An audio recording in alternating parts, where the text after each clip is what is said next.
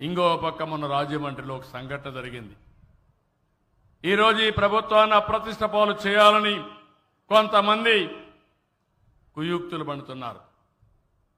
లేనిపోని సమస్యలు, సహజంగా మరణించిందని కూడా ఒక పాస్టర్ సహజంగా మరణించి దాన్ని కావాలని ఎవరో చంపారని చెప్పి పెట్టారు.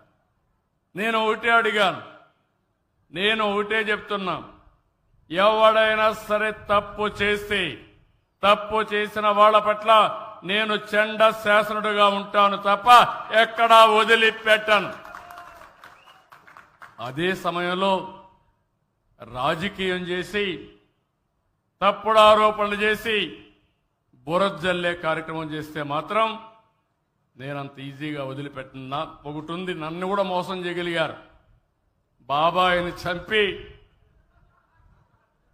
గుండెపోటుగా చిత్రీకరించి తెల్లవారే కొందికి నారాసుర రక్త చరిత్ర చేసి ఆ తర్వాత ఎన్ని నాటకాలు చేశారో తమ్ముళ్ళు జ్ఞాపకం ఉందా అని మిమ్మల్ని అడుగుతున్నా.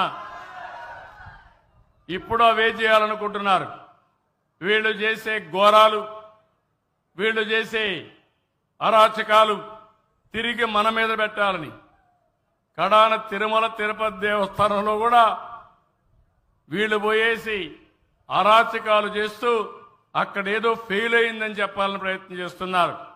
నేను అందరికీ ఒకటే చెప్తున్నా, డేగ కన్ను నాది, ఎవడూ తప్పించుకోలేడు. నేను అన్ని టెక్నాలజీ పెట్టేశా. తోక తిప్పితే విప్పావో కట్ అయిపోతుంది, కట్ కూడా చేయక్కర్లా, కట్ అయిపోతుంది.